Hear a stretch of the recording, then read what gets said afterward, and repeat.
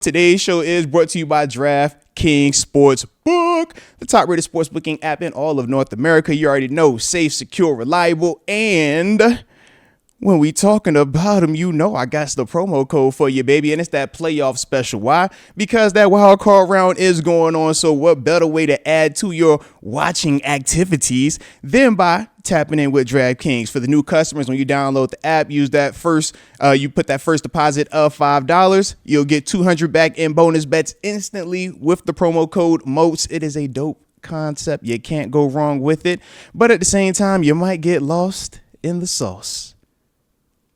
Might develop a gambling problem. It's like that sometimes. And if you're in New York, you see it's a number that you could text.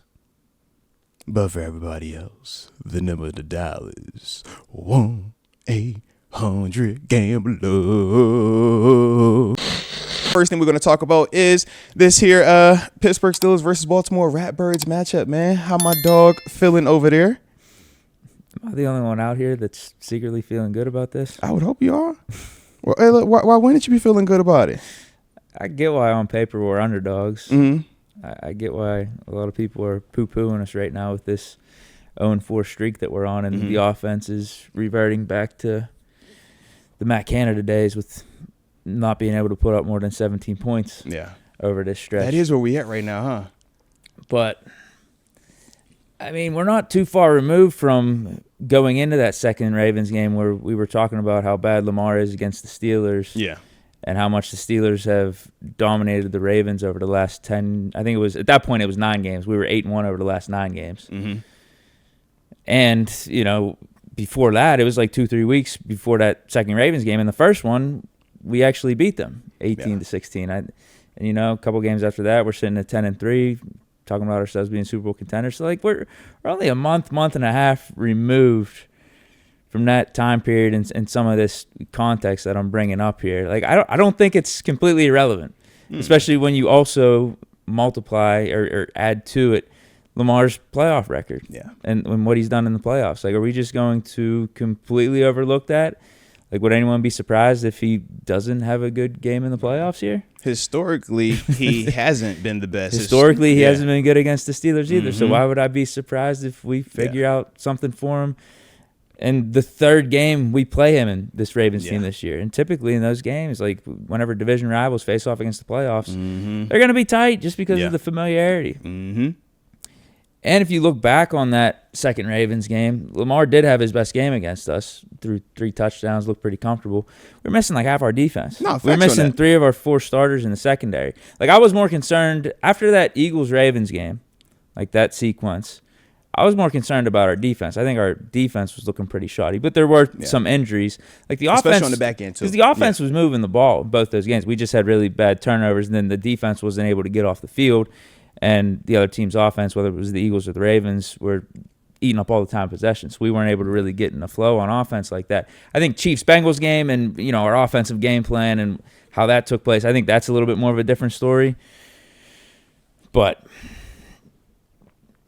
yeah, I kind of like our chances. No one believes in us.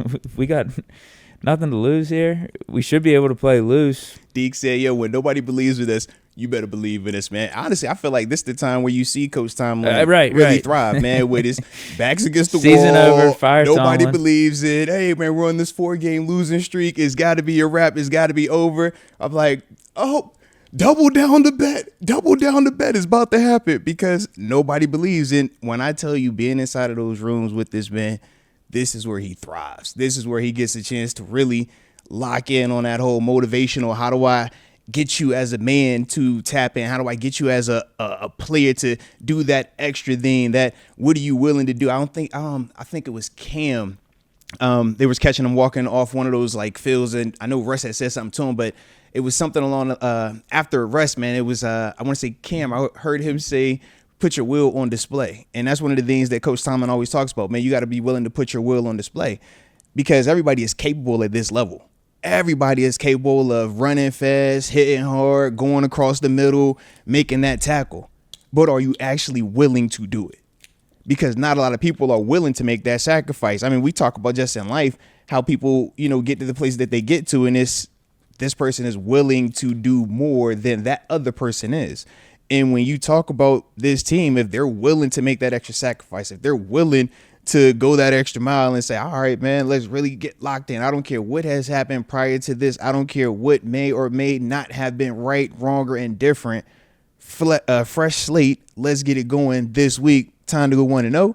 I think this team is definitely capable of beating this Ravens team because, I mean, Deke, we said I really wouldn't be surprised. Deke, this is our third time playing against them. Have we not already beat them this season? This is our third time playing against them. Have we not already beat them? And that's my other part. I'm like, I could see if we're 0 for 2 already, and it's just, man, we don't stand a chance against these guys. But that's not the case. Yeah, if it was 0 for 2, we got blown out both times. But if you look at it, 1-1, first game we won. Lamar had another Lamar Jackson type of game against us where he threw for under 50% completion, was missing some wide open passes, had a couple turnovers. And, it was 18-16. And one of those, the final touchdown they got was really late in the game. Yeah. And then that second game, as I mentioned, it wasn't like as bad as what the final score is going to indicate. Russ threw that final pick six. He don't throw that final pick six. We get a drive going there. Maybe we score, tie it up, whatever. Obviously, it's woulda, coulda, shoulda, all that type of stuff. But still, I actually thought we played them halfway decent. Yeah. In terms of like sticking in that game back and forth. But we had the untimely turnovers and the defense was banged up and everything. So, I mean, that's part of it. Yeah. Now we're healthy, though. We're pretty much fully healthy outside of Mason McCormick. And I think he's still going to try to play. I'm about to say, Mason, the way that they've communicated it, they said that with Mason McCormick, he initially was supposed to wear a cast on his hand. He didn't want to wear the cast. So from there, they had Spencer Anderson, who obviously has had some starts earlier in the season with some of the guys getting hurt. They had Spencer taking some of the starting reps at the right guard spot. And basically, for McCormick, he says he's going to continue to try to give it a go. But if he feels like he is going to risk, making it worse, or he's completely compromised and can't perform, then he's not going to go. And when you're talking about a young player like Mason, I don't hate the mindset. But at the same time, I don't want him to feel like, he has to go out there because he's been starting. I personally feel like Spencer Anderson with two hands can get me what I need versus potentially compromise Mason McCormick with one hand. I think Mason McCormick with two hands is the better player. But when you're talking about taking away one of his biggest tools, to me, the talent gap isn't that great where we're saying, hey, he could be a one-handed man and he's still going to be better than Spencer. I personally don't think that. So that's why when I did hear that Spencer was getting the reps, I'm like, okay, I like that. But if Mason can go, then I want Mason out there, if that makes sense as well. Maybe at least just give him a chance. Yeah. Let him try it out, see how it is. I forgot we even had Spencer Anderson because I saw that we called up Calvin Anderson. Yeah, we got a lot of Andersons, man. I don't even know who that is, but we called him off the PUP list. We had put Calvin. And I was worried that he was actually going to be getting the start, but you're right about Spencer Anderson. Calvin Anderson was the one we put out there when Dan Moore got hurt. They put Calvin out there at left tackle, and that was, I forgot what game it was. He kind of it wasn't the best. And then after that, Dan came back and we're all good. So we're healthy. Yeah. And Dante Jackson, for the most part, is healthy. Practice. I'm always nervous at the witching hour with him because it seems like every Friday or last day of the week practice is a back or something. So everything looked good yesterday. Obviously, they're traveling today, so we'll see with that. As long as nothing pops up there, we should be good to go. You know what? Your boy Tyler actually brings up a good point here in the chat. Shout out to the homie Tyler. I hit that like button one time for Tyler, even though he's from Buffalo, he's bringing up some good Steelers. Hey, hit the like button for Tyler, man. Tyler, a good dude, We were without Pickens in that Ravens game as well. Ooh, big facts on that. We definitely were. Right? Yeah, because that was the game where they said, remember, his first game back was the Chiefs. Yeah, because leading into it, they said he was soft and he never got, or no, that was Brown said he was soft. They're saying that now. Yeah, they with the cologne thing, yeah. It was like, this is kind of resembles GP. Oh, it's soft. But they're trying to make it seem like they weren't talking about GP in relation to him being soft. Yeah. There was a different conversation happening. That's it what was they just said. Bad timing. Yeah. The damage is already done. Hey, listen, man, we gonna take it that way. I don't care what. And look, y'all might not have meant it like that. We taking it like that. Right. Straight up. Add we gonna more take it fuel like to the that, fire, man. pull some more material. I think that's another thing in our favor. I think we got that nobody believes in us, the extra amount of motivation where the Ravens think they're above, like that type of stuff. No one's giving us a chance. And so that's just added fuel to the fire. Now these guys are calling pick and soft. Now we'll see how GP responds. Because if it's like this Bengals game, then you're going to be proving them right. But if it's like how we've seen the things we've seen from you most of your career, prove them wrong.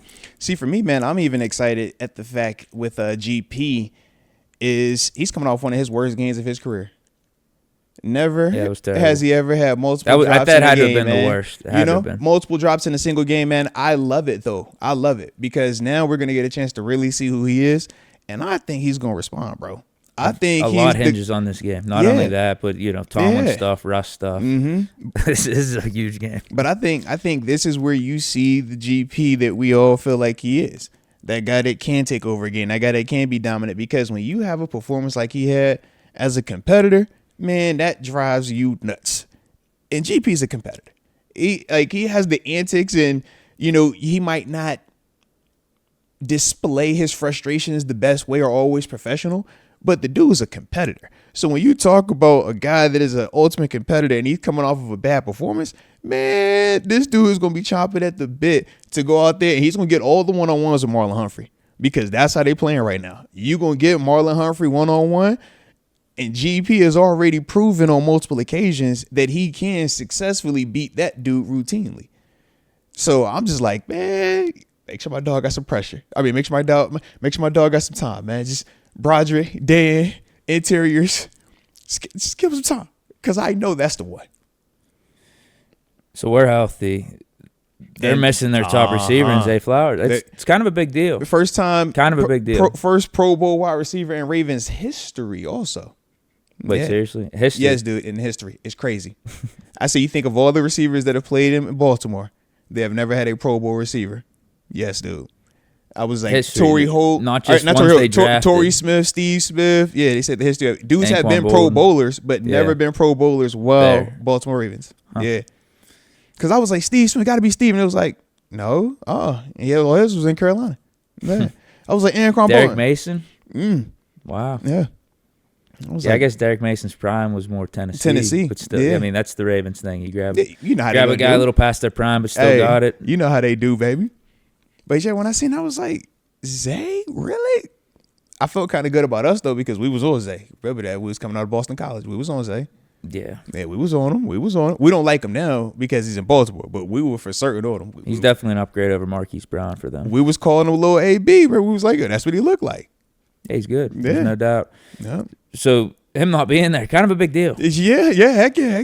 Massive now deal. Their number one receiver is Rashad Bateman, and then their two is it Aguilar or Tyler Wallace? Who do you want to say their two is? Deke. Their one is Mark Andrews. Well, their two is Isaiah Likely, and then their three is going to be Rashad Bateman. That's how this day about to play. That helps us out a lot, though. I would agree. I don't think you got to worry about the receivers as much. I would agree. And I'm going to throw Justice Hill in there as well. I think Justice Hill might get more targets than they're going to Bateman, man. Just how they use him in the screen game, how they use him in some of the passing stuff, man. Zay Flowers is big. This goes back to a bunch of these Ravens offenses we've played in the past recently where they don't really have legitimate receiving threats, and we're able to match up really well against them. Hence Lamar having these bad games and looking flustered and not being on that MVP type level. So why couldn't that happen in this game? That's why I'm saying I just wouldn't be surprised if the defense plays really good. Lamar does Lamar type things typically whenever he plays the Steelers or you're even in the playoffs. You combine those factors together, it's just like, man, we got a chance. This 10-point spread is crazy to me. Oh yeah, the 10 points. I get why people would say we're underdogs, we're the lower seed going on the road against the Ravens. We've been 0-4, but 10 points is crazy. 10 points is a lot of points for a playoff team. I would think a fair spread would be like 3 or 4 points, really. Yeah. Listen, they could have had it at 6.5, and I would have been like, okay, a touchdown is fine. 10 points, like, you're talking double-digit spreads. These are playoff teams. Playoff teams that are going to be seeing each other these for are the third time teams, this year. Yeah. Steelers-Ravens games, no matter what the records are, typically come down to one-score games, field goal type of games. That's real life, man. So, I was you add the tightness of it being a playoff game in the mix, too? Shoot, I was laughing at, I think it was Calvin Austin. I forgot who was doing the questions for him at the locker room scrum. He's like, yeah, man, how do you guys feel about being the underdogs? He's like, Underdogs. He's like, man, I don't even look at nothing like that. I ain't worried about no underdog. They shouldn't like, no, he's like, I don't feel like I'm an underdog. I'm like, you shouldn't, because y'all have already beat this team, and y'all know y'all could have beat him the other time too. Like, y'all know what this is, man. Y'all could play dumb, but man, we ain't tripping on them. Nah. And they'll be ready to go, man. But I guess I should ask, because I haven't had a chance to see you since like everything was happening, man, and all the other hoopla and stuff like that.